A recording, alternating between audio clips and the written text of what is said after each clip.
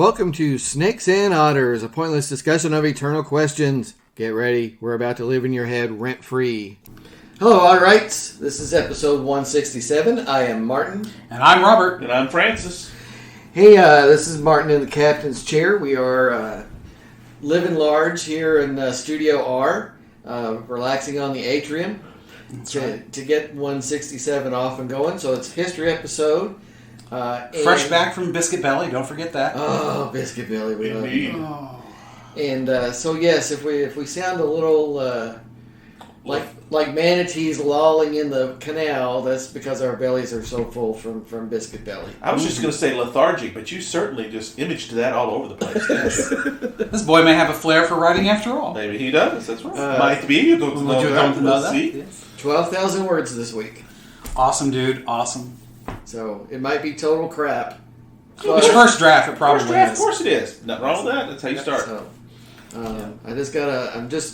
I'm hoping I have enough material to get somewhere. Well, you'll get somewhere. Whether it'll be worth going to, I don't know. Yeah. It may be enough for a novel, maybe enough for a novella, or even a series of short stories. Who knows? Who knows? Yeah, You yeah. take it where it goes. Take it where it goes. Hemingway published, significant. A lot of his stuff was first published serialized in magazines. Of course, that was 100 years ago. Yeah. But we have different channels for that. Still, anything is possible. Yeah, and I think I have a story that's entertaining that people will like. I think I've got kind of this Michael Mann, Quentin Tarantino vibe going in it, so I'm going to keep riding that and having some fun. The main thing was I didn't realize how much fun it would be to just do. Oh, yeah. To get all this out of my head, it's been in there for months, as we've been talking about, and I can do this. I can actually sit during a day and not chained to the keyboard. I did errands almost every day that I was off and took a nice long lunch break every day and just. My daughter says there's that heck with crack cocaine, right? That's the biggest high that you can do. Yeah, it was super fun to just know that I could sit there and do it. How does your daughter know that comparison? I thought you might say that. That's metaphor, sir. Metaphor. Ah, yes. But back on track. Literary device. That's right. Back on track. Today is a history episode. Another one of our important treaties. Is this the last one? I believe this is the last one. Yeah. This is the Kellogg-Briand Pact of 1928. So this was a little bit different. This is not one that is attempting to settle some kind of war. Right, all the ones we've talked about before are all on the heels of a conflict. This one's sort of on the heels of a conflict of World War I, but it's much later and is not directly tied to the war. In fact, it's even concluded outside of the auspices of the League of Nations because it is being driven by the U.S., who isn't part of the League of Nations. Yes, which we talked about last episode, yes. Yes. So 1928, of course, is the Coolidge administration. And Frank Kellogg is the U.S. Secretary of State for Coolidge. Aristide Briand, which I'm hopefully not completely mangling his name. No, you got that right. Very good. Yeah, I think that's right. So he is the French foreign minister. And they are concluding this treaty. And other nations do subsequently sign on. Quite a few. Almost everybody. Including the belligerents of the World War I. And it's a very simple, basic pact that sought to essentially outlaw aggressive war. Of course, as we know, didn't work out too hot. No, it's literally, just slightly over 10 years before Hitler invades Poland. Yes, 11 years later, the world is burning. Really, even less than that, because you've got the Spanish Civil War starting just 6 or 7 years after that. Yes. You've got Chile invading Abyssinia. You've got Japan invading China. Japan invading Manchuria. And these countries are all signatories, They're all signatories to this pact, to this treaty, and yet they are waging what, of course, in hindsight is very aggressive, very much, anti-ethnic wars outside their borders. Right. The interesting thing, though, is and this is one of the unintended consequences. I didn't intend to get to the unintended consequences so quickly, but these are all undeclared wars. Yes. So technically, they have not gone to war. Yeah, which that's one of the big results is the fact that, well, if you're not going to let us call it that, we'll just do it and just call it something else. Right. Now, Hitler, he went to war. He just didn't care what anybody else thought. Right. Yeah, by that time, he wanted that. Right, because, he did declare war on the U.S., so he did, declarations of war were used. Of course, he saw that as a response to us declaring war on Japan. So that's why this episode is called Tilting at Windmills. This Don Quixote image of, this idealism of we're going to outlaw war and everything's going to be unicorns and rainbows. And the treaty has been derided throughout history. Yeah. Because of that. And I think that's fair. But it still remains an important milestone because it begins to codify this idea that war is wrong, that it is not the way to conduct international relations, that there are alternatives, and it begins to give a legal basis then for the United Nations and for Nuremberg and for condemning nations who do wage aggressive wars. Yes, that's the second time you've used that phrase. I'm sorry to jump in. No, go ahead, please. But aggressive war, I find that to be... It's redundant. Redundant, yes. Yes. Because every nation thinks they're fighting a defensive war. But you can still be aggressive in your defense. Right. I mean, if you're passive in your defense, you're going to lose. That's right. The best defense is offense. Come on. I mean, that's how these things, Right. I'm just wondering. The only reason I bring it up is that a phrase that you got from your research, or is this just what having to pop into your head as you're discussing? This is a possibility. Maybe we should just do this because this damn thing is just 2 paragraphs. It is. Wait, what? Yes, it's 2 paragraphs long. Really that's all. It's literally. Oh my God! I could have actually prepared for this. Yeah, that's right. Literally, and I'm just going to read it because it's so short. It's Article 1 and Article 2, and that's it. Which wow! Is, I did not realize it was that short. Yeah. Bad on me. Article 1. I'm just going to read it. The high contracting parties solemnly declare in the names of their respective peoples that they condemn recourse to war for the solution of international controversies and renounce it as an instrument of national policy in their relationships with one another. That's 1. Article 2 is the high contracting parties agree that the settlement or solution of all disputes or conflicts of whatever nature or of whatever origin they may be, which may arise among them, shall never be sought except by pacific means. Meaning peace, for those of you that don't arbitration and mediation and things like that. Right. Non-belligerency. So I got to say, this is interesting because, again, I kind of skimmed, I read that, but I was thinking that was a summary. Because I was skimming through this. That's the bad boy itself, yeah. And the reason I find that interesting is because one of the complaints about this pact is that it is full of... Actually, later on this same page, it says one of the complaints is that it is full of legalism and high ideals. It's like, what legalism? Legalism is, a 200-page document, not a 2-paragraph page. Yeah, it's an Apple user agreement. Right. Oh, very good. Very nice to say. Dude. Right. You are on fire this morning. Right. Like Michael Jackson's hair in the Pepsi commercial. Come on. Oh my goodness. Woo. Yeah, exactly. But you're right. Exactly. It is not that short. Right. I mean, almost immediately, and again throughout, especially in hindsight after what happens, it is ridiculed. Just this moralism, this unicorn and rainbow idealism of like, well, that's just ridiculous.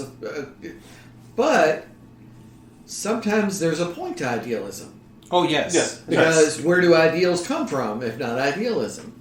And that's where you've got to start. And it does put it in a quasi-legal framework, even though at the time it was ridiculed as being, well, who cares? I wouldn't call it a legal framework so much as, because a framework implies there's a structure set up like a League of Nations or a United Nations. And that's noticeably missing, of course. There's no way to enforce this. There's absolutely no way to enforce it. That's the thing about all treaties, though.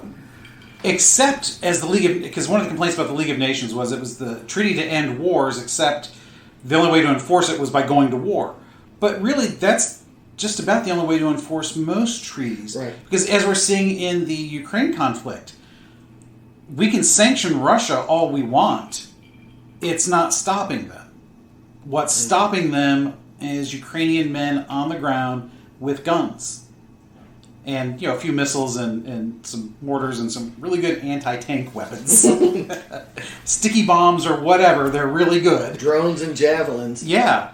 But, so it's treaties by themselves are meaningless.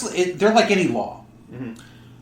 Laws themselves only have the strength of those who are committed to enforcing them, or committed to those as the ideal to which you want to uphold. Right. So you guys know I read a lot of post-apocalyptic or apocalyptic, causing the apocalypse kind of, right, from the beginning to the effects, that kind of fiction. Because I find it fascinating to read how various writers have people deal with these things. Mm-hmm. And one of the things that, almost everybody very rarely is, some of them are too fast because, 2 hours after the first guy gets bitten by a zombie, some warlord has already set up some kind of slave ring in the local high school football stadium. It's like, dude, it takes more than 2 days to throw this shit together. Pardon my French there. To throw this stuff together. Right, please. Swear all you damn well, please. That's right. Well, I don't like to go too far, but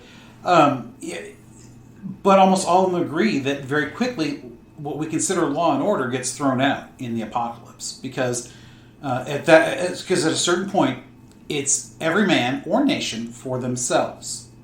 When you get to that point, the treaties don't mean a thing. The laws don't mean a thing. Mm-hmm. It's whatever you can enforce, with your stop, or I'll say stop again if you're in England. Yeah. Or your AR if you're in America. I'm glad you brought that up because essentially what this is what was outdatedly called a gentleman's agreement. That's all this really is we're going to agree to do this, and we're going to do it apparently in good faith. Yeah. But we're going to continue to abide by it until we don't. Right, and this is when we have a reason not to. The criticism is especially pointed because even with Article 2 saying, well, we're going to agree to use these other means, it doesn't define them. There's no structure at all. So that's a very pointed, valid criticism of, well, you didn't even set up what would come later, things like the International Court at The Hague and all that. Right. You didn't even... So, this is toilet paper. Roll it up on a little cardboard spool and put it by the toilet. Right. Well, the 1648 treaty is far more lasting in effect. Granted, it's one that really was almost as worthless because really almost all of these are almost worthless in the long run. Mm-hmm. It's only recently, and honestly, I will say this: it is because of this ideal that World War II aside, and it's kind of like the test case, which we have now said, okay, yeah, we're never going to do that again. We don't really have, at least in the Western world, major wars. Ukraine is a major war in scope, in the sense that you're talking about two relatively large countries, but it's geographically limited. You've got civil wars that still happen, tend to be in smaller, less developed countries. Sure. You've got the entire Middle East from the Mediterranean to India, to the borders of India, and even inside India, they have their own issues. Yeah. That is constantly in upheaval in some way or another. But what's really restricting large-scale armed conflict in the modern world? Is it treaties and international agreements and the UN, or is it something else? I'd say it started out. I think it's been a winding way. It started out as the UN and everybody in reaction to World War II saying, "This is crazy. We can't do this ever again." Every war from the Middle Ages forward has gotten worse in scope and destruction because the technology has advanced. Now we're at the point where we are literally on the brink, if we chose to, not in the brink of it's going to happen any second, but we could literally wipe out all life on the planet. That's correct. And that's Yeah. You remember That mutually assured destruction idea. And that's where I wanted you to head. Yeah. Yes. Well, you That's a might good remember- deal of it, but also, just wanted to finish the winding way thought. Yep. But also, now that we've gotten to that point where we realize, okay, we're not going to do that, we have to find other means. And I think that's what this treaty has laid the groundwork for. Because it talks about how the U.S. has gotten much more active in its foreign policy since then. It's like, well, yeah, I don't know that this is the reason why, but because nobody wants to declare war, because that's, we don't do that anymore. We agreed to that in 1928. We do it by proxy. Yeah. Yeah.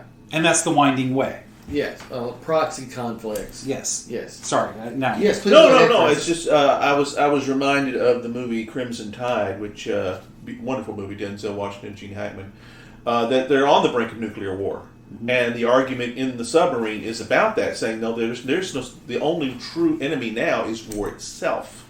They're speaking about von Clausewitz, which we've done an episode on, and he said that the true enemy can no longer be destroyed, because it must be avoided at all costs, because there is no such thing as a nuclear war, there is only nuclear holocaust. And that's exactly one of the and if you want to talk about the concept of why war is different now. I don't want to say it's gone, but it is. Oh, it's definitely not gone. Yeah, it's different. Is not this may have given a idealistic reasoning for such a thing, but it is ultimately. Exactly. Thank you, Yes. Oppenheimer. Yes. It's mutually assured destruction at this Yeah, point. it's definitely, I think, two things. That, and really nothing to do with all these layers of treaties or even the UN. But it's one, because war can be complete and absolute destruction of everything now, Right. in a sense that it never has been. Right. And even without nuclear weapons, those in Europe realize that because of the devastation to France and Germany. Right. And the other thing being, to humanity's great credit, there are fewer and fewer non-consensual governments. Yes. It's not gone. It's No. not gone. But the ones that are non-consensual are today's bad actors. But countries with consensual governments, even when they have Meaning the people have the right to vote. Even the stupid ones? Yes, even the stupid ones. That's right. Even when they have conflicting interests, simply do not wage war against each other. Right. Even So the irony being, not only countries don't want to fight anymore, but we invented the ultimate weapon that is so destructive. We really don't want to have wars anymore. right. Not well. We don't want to thought have, it was this horrible thing, but nuclear weapons enforce peace. we don't want to have wars with other nuclear powers. There's a difference between not wanting to have wars because of nuclear weapons and not wanting to have wars with others who have nuclear weapons. Yes. As But we have seen, we'll go to Iraq and Afghanistan, and Russia will go into the Ukraine, who gave up all of their nuclear weapons precisely on the promise that Russia would never invade them. Yes. That was the quid pro quo. Fine, we'll give them up as long as you promise not to invade. Because they didn't have the money or the resources to maintain those. Yeah. But maybe they should have kept one or two. Or more than one or two. Because, Kept the rockets anyway. Yeah. Take the warheads, but we'll keep the rockets. exactly. So So, some kind of deterrence. If you look at the wars that go on, civil wars aside, yes, it's what keeps small scale theater conflicts from spilling Yes. out bigger and bigger and dragging in. what people Other have realized, nobody wants... That's World War One. That's Right. they recognized where that the interconnectedness Right. leads. That's Well, why and what World War II taught you... Yeah, World War I taught you that, Yeah, beware of foreign entanglements. Yeah. George Washington was right. Beware of foreign entanglements. But what World War II taught you was you don't want to go to war against those who are your relative peers, whether it be nuclear peers or just straight up conventional arms, because of the devastation. I want to say that given when this was done and the relative prosperity in the world, Germany notwithstanding, because Germany is still mired in the middle of what for them is a 20-year depression. Yeah. You could say that their depression is really 10 years earlier, because once they start ramping up militarily in the 30s, a lot of that goes away because people are going back to work doing that. That's which is what happens to us in the late 30s, early 40s when we get ready for World War II. The depression goes away because you put people to work building things. But it also almost makes me wonder, is this just the guys sitting around smoking cigars and drinking their fine whiskeys in boardrooms saying, war may be good for business, but war is also much worse for business. Because this almost sounds like a bunch of guys got together and said, let's try and avoid this because it's really bad when we kill all of our customers. It almost sounds more like we want peace for the economic prosperity, which, as we have seen, is a real thing. Very much so, yeah. Peace produces more prosperity than war. Yeah. So let's take a bourbon break, and then I want to come back to something you mentioned. Okay. Because you used a particular word that is important. So, Robert, what have you got there? I forgot what you said you'd poured. So I poured the Elijah Craig small batch. On the bottle, it's embossed 1789. So I don't know if that... I think that's when Elijah Craig started. He is considered... The original Elijah Craig, the man, is considered the father of bourbon. So maybe when his distillery... Because bourbon is much older than 1789 even. But it is, of course, America's national spirit, as we have talked about before. Bourbon, not this. But this is good bourbon. It's got an interesting flavor and bite. It's very early. It's a little sharp, I guess is what I would call it. Hits that top of the mouth, the palate. Elijah Craig is one of my favorites. Always loved it. Always find it has kind of that maple syrup, woodsy, caramel oakiness to it. I get the at a really good price point. I get that sweetness, that caramel. I'm getting that bit of smoky flavor on the tongue, in the roof of the mouth. So and definitely, I did not want my first sip, because I'm trying to do this as close to neat, and then later after the ice is melted a bit, just get a difference. So when my first sip, right after I dropped the ice in, I was very sharp. The water melting from the ice definitely softens that, and the flavors are much more noticeable. I cannot stress it enough, Otterites. You must drink your bourbon with a little bit of water. I mean, at the very least. There's probably some bourbons out there that are just fine without it, but I've yet to find one that I prefer neat to on the rocks or just with a little bit of water. It just tends to make the flavors bloom. Yeah, bloom is a great word for it, yeah. Yeah. Francis, what did you pour, man? Exactly the same. Are you enjoying it? Yeah, absolutely. I went on the rocks. Yes, we have converted you, because for the longest time you were, I won't say stubborn, but you were quite adamant in your neatness. Staunchly neat. Well, because I just felt like anything less than that was diluted, which of course it is, but in the worst way. Recognizing now that that's part of the intention, is that it be done this way. Well, this is 96 proof. Yeah. So this really is intended, when you get to those higher proofs, that you should have a splash of something in there to help dilute it just a little bit. You don't have to, obviously, but it's kind of the intention. When you look at those, it's not a bad thing to cut it a little bit with. Yeah. I thought I was losing something. I had to learn over time that you're gaining something. You're gaining something by adding this. And having it chilled like that with the ice cubes definitely makes it. You can drink more of it. You really can. It does make it last, because you get depending on how much ice and water you use. I don't add water itself. I just do the ice. Right. So it does last longer, because then you have that blend of water and bourbon too. Yeah, it's just not as strong or as harsh.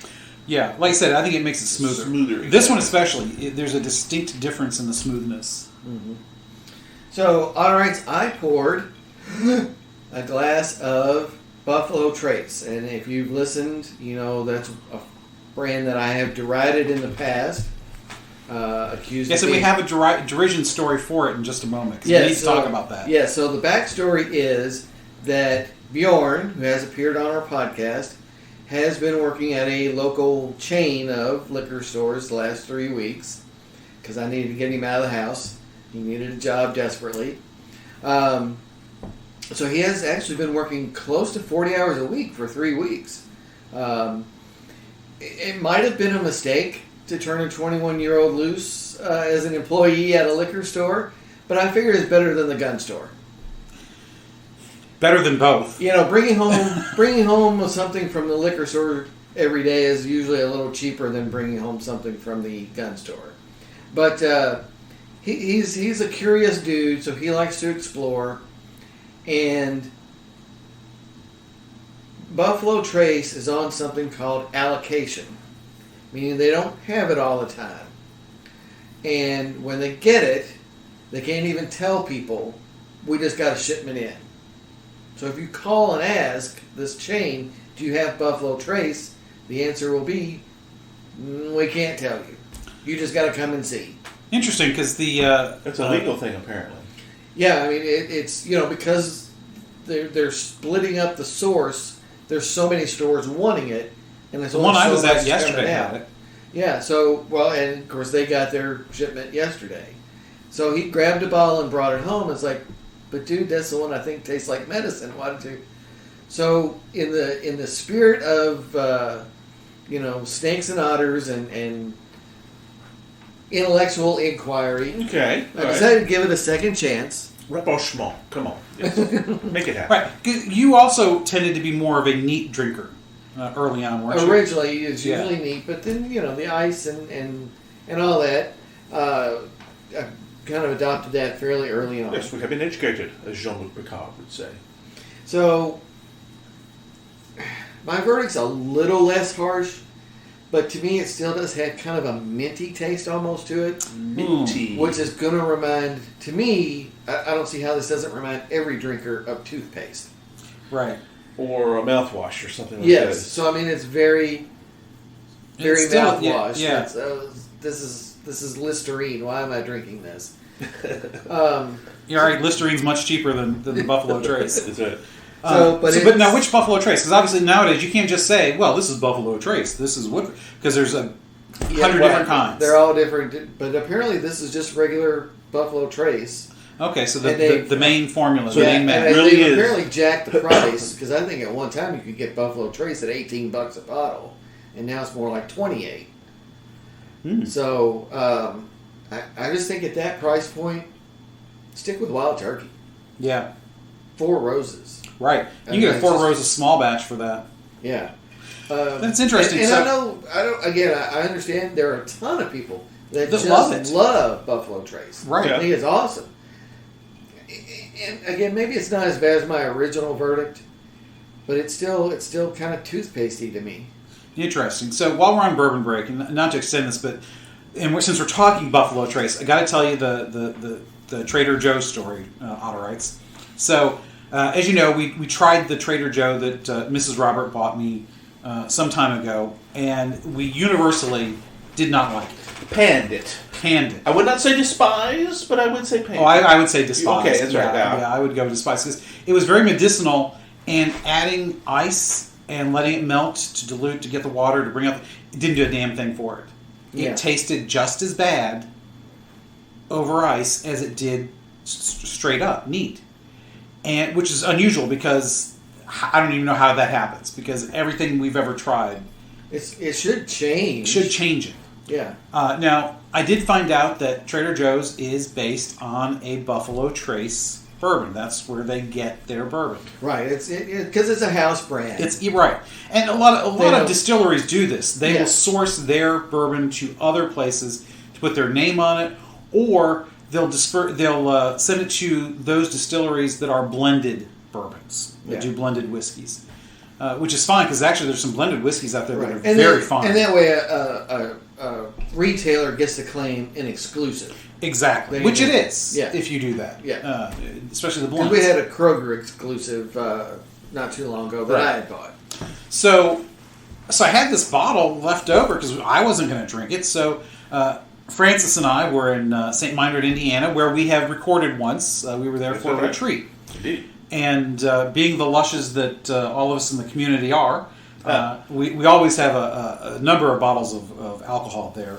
Bourbon, rum, scotch, wines, the occasional beer even.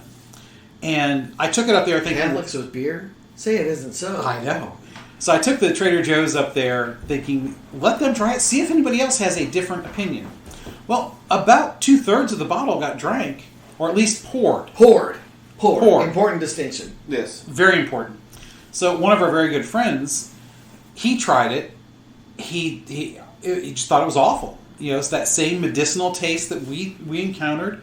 And so he said, all right, I'll try mixing it with something because it's bourbon, you know, it's got to be good somehow.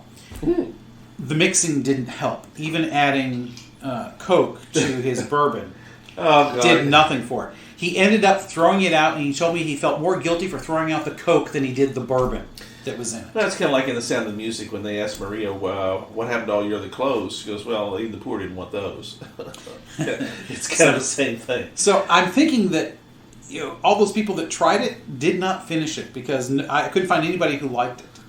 And I ended up tossing that last third of a bottle in the trash. Because even the bottle itself wasn't all that distinctive. I mean, it was a little different, but it wasn't one I wanted to keep for my shelf. Because I keep the nifty bottles. Yeah, yeah. It's so odd. That's just so unlike our experience. It's such a bad bourbon. Right. It's like, how do you screw this up? Right. And apparently this is some form of the Buffalo Trace 1792 mixes that they've got. Because apparently that's the same distillery. This would seem to be the exception to the rule that you've always said. Yes, it is. No such thing as a bad bourbon. Yes. Asterisk, see below. Trader Joe's. See Trader Joe's. The one exception that we've found so far. Yeah, because this is not a bourbon. Because if you can't even put a Coke in it and make it drinkable, then... Because, I mean, the Coke overpowers the bourbon. Yeah, all that sugar should just swallow bourbon completely. Yeah. Wow. So... Very good bourbon break, gentlemen. Very good bourbon break. Felt So, Robert... guilty about throwing out the Coke than the bourbon. I mean, I can't think of a stronger condemnation. So, Trader Joe's, whatever you're doing, you got to change. Yeah.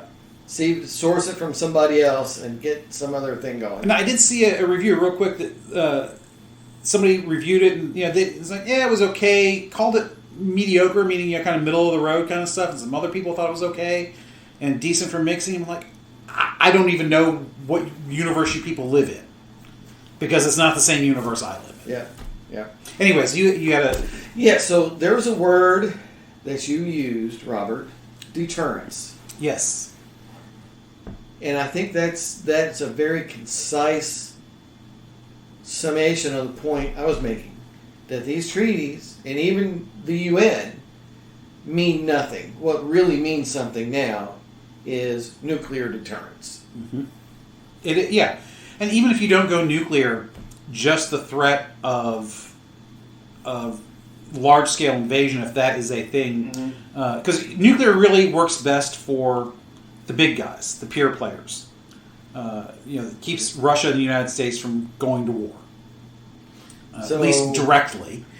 But for the smaller countries, what is deterrence there? I mean, you're still there, I guess, because Israel, without nukes, they probably would have been overrun, 30 years ago.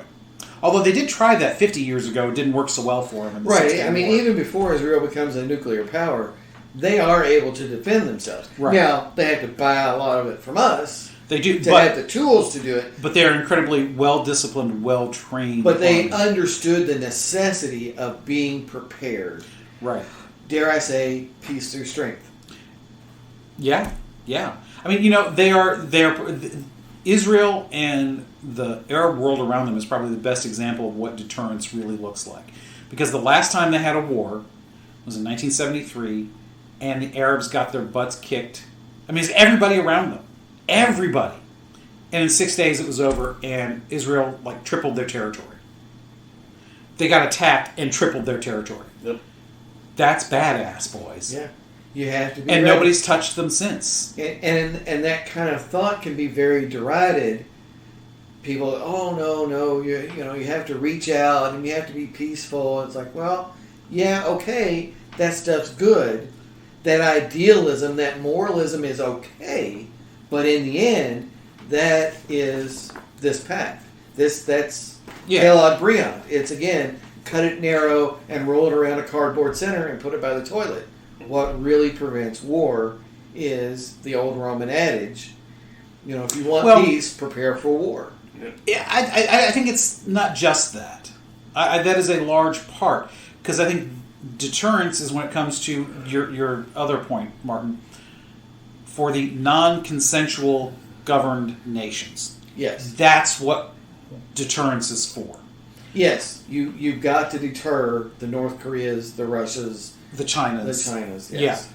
What deters Canada and the U.S., or Canada and Great Britain, or the U.S. and Germany and France from going to war is that we are too economically tied to one another now.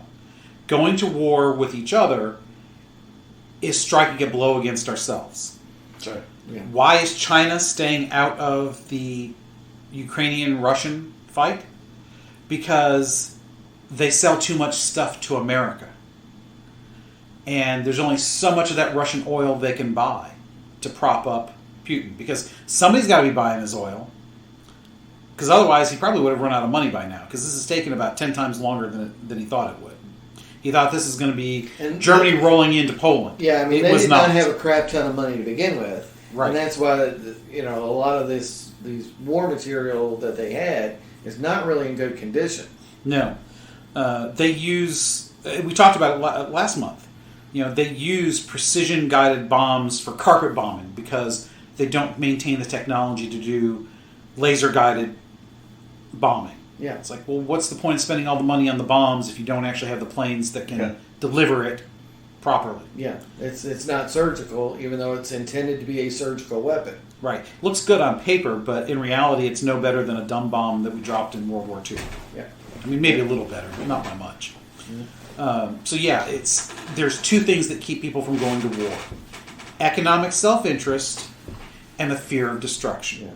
And entangled in that economic self-interest, I think, as well, is, it would just be hard to sell to your people that this other country that enjoys the same sort of life we do with rights and privileges and the vote, and say, well, they're an enemy. I mean, how could they be an enemy? Right.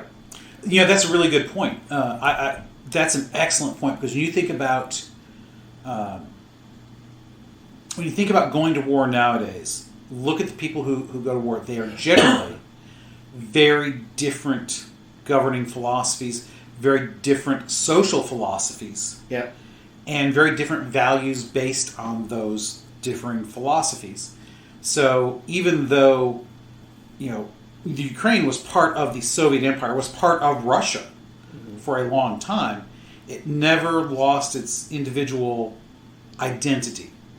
And even though in many ways they are very similar, it is still more of a Western-style democracy than Russia is. And even though there were lots of economic ties, you got to have both economic ties and that similar kind of the social contract, yes, social recognizing structure. that other entity as something similar to yourself. Right. If you could we could walk the streets of Rome when we went there and feel just as at home, language aside, as walking the streets of any city here in the United States. Now, granted, there's a lot more nifty things to look at walking the streets of Rome, but I mean, it was a similar culture. And in many ways, our culture is based on what their culture was based on. So, there's a lot of things to that. So, that deterrence is part of it. But I think there's so much more to it. It's a culture that recognizes, dare I say, the dignity, the inherent dignity of the human person. That's right. You are on fire. You are. But yeah, I mean, that, if you think about it, that really is the core of why you go to war or not. Yeah. You think the other are not fully human or not worth engaging in any other way. They're only worth destroying because they're in your way. I mean, that's essentially that's a very frightening concept to a modern sensibility. sensibility. And what you were talking about, how, especially in the political liberal side of things, you tend to have if we just sit down and talk with one another and see where we have things in common. It's like, well, yes, but that only works with people you already have things in common with. If you don't have those commonalities, you have no basis to sit down and talk things over. Yeah. That's why the U.S. intervening in Afghanistan was ultimately a failure. Because the Taliban is back in power. What did we accomplish? We didn't. We accomplished a lot, but it was temporary, and not all of it was good. Yes, we have ultimately got Bin Laden, but what did we spawn in the process? It's easy to say these things in hindsight. I get that. Because, absolutely. When we went to Afghanistan, almost the entire country was for it. So it's not like this is saying, well, I wasn't for it then, because that's not true. But you can't build peace with people that are so radically different just by imposing it. You can't, even if you go to war with them, unless you utterly destroy them. Right. It's not going to work. Like I've always said, it's we are where we are in this world because we've flattened two nations in Japan and Germany and rebuilt them in our image. Exactly. So that's what needed to be done in Afghanistan, but we didn't do it. Right. In Germany, it was easier to rebuild them because, again, common culture. Yeah. In Japan, I think it happened because once they were defeated, that changed how they saw themselves. Yes. And because that you lost all honor in defeat. Yeah.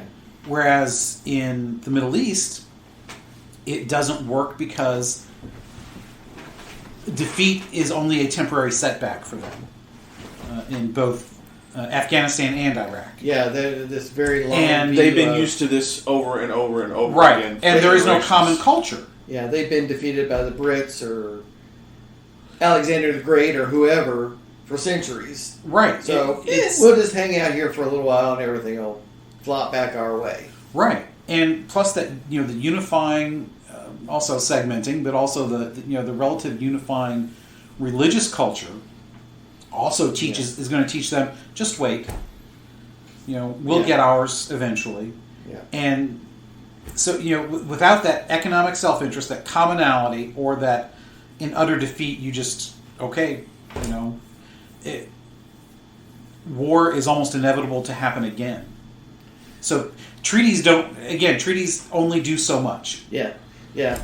And so, I do think a lot of what the pointed criticisms of Kellogg-Briand are right, but at the same time, there is this kernel of something valuable in that it did set a stage for holding these bad actors accountable. Right. It recognized some certain...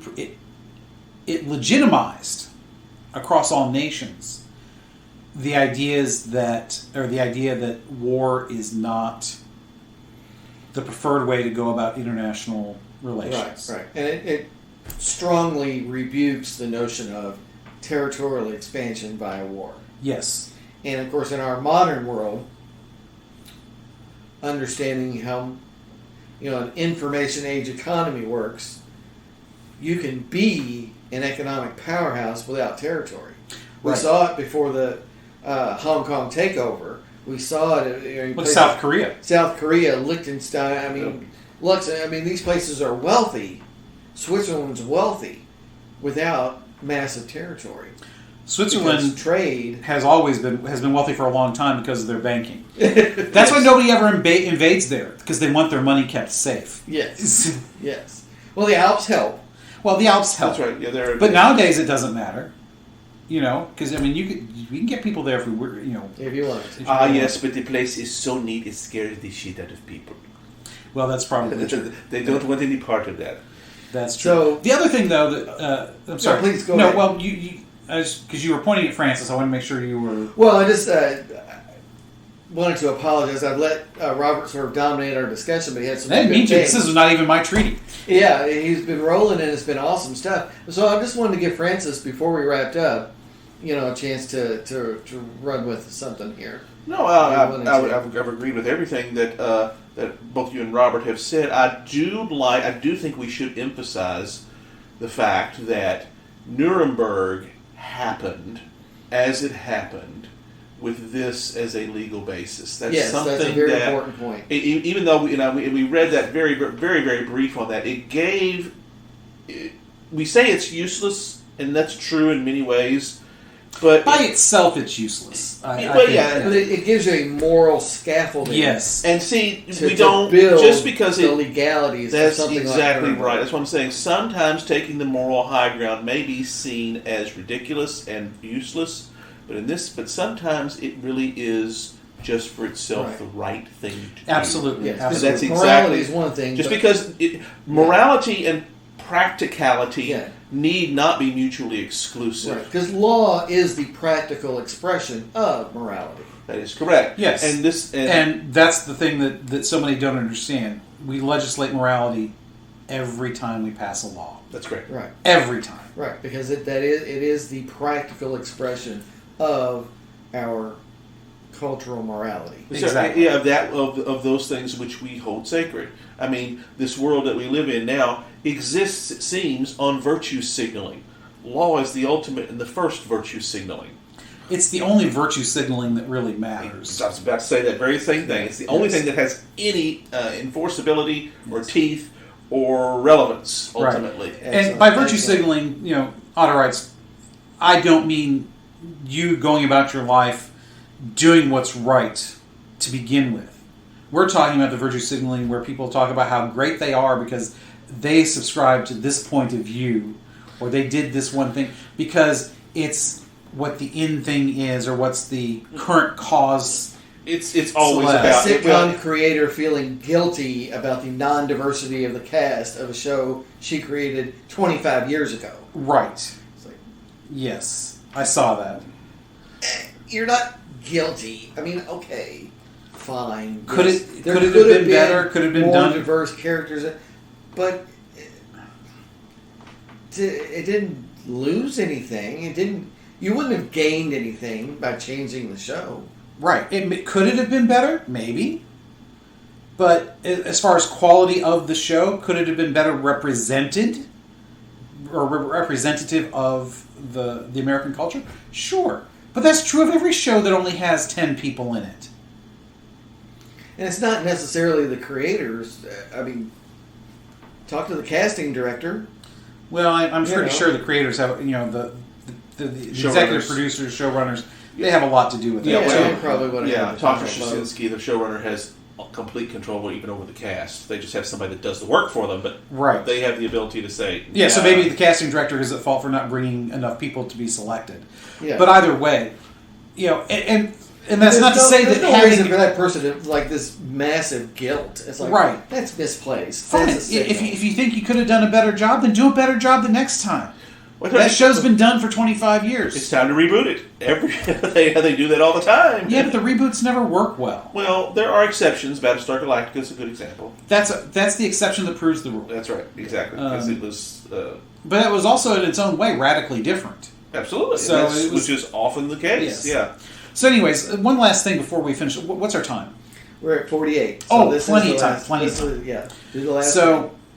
One of the things that we talked about in show prep that I don't think we talked about during the show was the unintended consequences. So, briefly. But. Yeah. So one of the things that I thought was interesting as my mind played that out across history was the comment that, American foreign policy got more active. And that wars by proxy, this wasn't the wording in this part, but basically wars by proxy became more of a thing. Because we don't want to declare war anymore, because we've agreed to this very high-sounding ideal, so we aren't going to declare war. Yeah. So we're going to have a police action in Korea, or we're going to have a conflict in Vietnam, or we're just going to go to Iraq, go to Afghanistan, or if you're Russia, go to Afghanistan, go to Iran, go to Iraq, go to Syria. Excuse me, that's probably the better one for go to the Ukraine. And these things, by any real measure, they're wars, or we support one side or another in a civil war, such as Korea and Vietnam. And it gets to the point where, our guys are losing, we better step in and send guys over. So this certainly did not end real war. It created a different kind of war. Yeah. And now, in the modern age, with technology being what it is, we're in an undeclared war probably with half the world. They're trying to hack everything in the U.S. And we're probably doing the same to them. So, I mean, people talk about Russian and Chinese bots on Facebook. It's like, well, I don't know how true, I don't know how much is really Russian and Chinese bots or not, but I'm sure they exist. You know, screwing things up and what have you. And although personally, I think, you know, the fact checkers on Facebook are far more fearsome to me than any Russian bot, because they're far more tyrannical. But I mean, that's part of what's held up the Twitter sale to Elon Musk, is getting the idea of, well, just how many real users are there? Right. And, you know, because the contention being, 10% or something of the accounts are all crap. Yeah. And so that's a measure of its real value in a stock purchase. Right. Well, you know, if you get rid of the unreal accounts, that's fewer advertising eyes that are potentially looking. Yeah. So that's a thing to consider. Real thing. Yeah. I mean, there's an economic impact to making it better. Yeah. Unfortunately, but yeah. So I think it's legitimized war by other means. You know, say diplomacy is war by another name. You know. Yeah. But yeah, it's kind of what this pact has done. It's turned the wars into a strength test. Yeah. How much can a large nation bear? You know, what are you willing to take on? Can your economy stay afloat while you also wage a limited theater war? Right. Can you have a 600-ship navy and be able to fight two wars at the same time, two regional wars? Because that was the thing in the 80s. Yeah. You know, we wanted to be able to have a 600-ship navy, 12 or more aircraft groups, and be able to fight two regional wars. We couldn't do it now. No. But the point was, though, that was part of our deterrence. You know, that was our conventional deterrence. Yeah. Deterrence. I love that word. That was very good, Robert. Very, very good. So, guys, I think that was a tremendous episode. Kellogg-Briand. It's not about cereal. That's correct. Yes, I'm glad. Yeah, I looked for that on the shelf, couldn't find it anywhere. Couldn't find it anywhere. So just stuck with Captain Crunch? Stuck with Captain Crunch, yeah. Francis, my man, what is next time? Code of Honor again. Now, a themed Code of Honor. Yeah, for the next several months, we're going to be, as we delve into our philosophers and philosophies. So whenever we're talking about a particular philosopher in a given month, the Code of Honor that precedes it will be quotations by these great thinkers and thoughts. Next time it's going to be the great John Locke, who we owe so very much to. Boys, get your researchers going. You may have already picked something, maybe you haven't, but we're going to have a great time with this great stuff, so be here.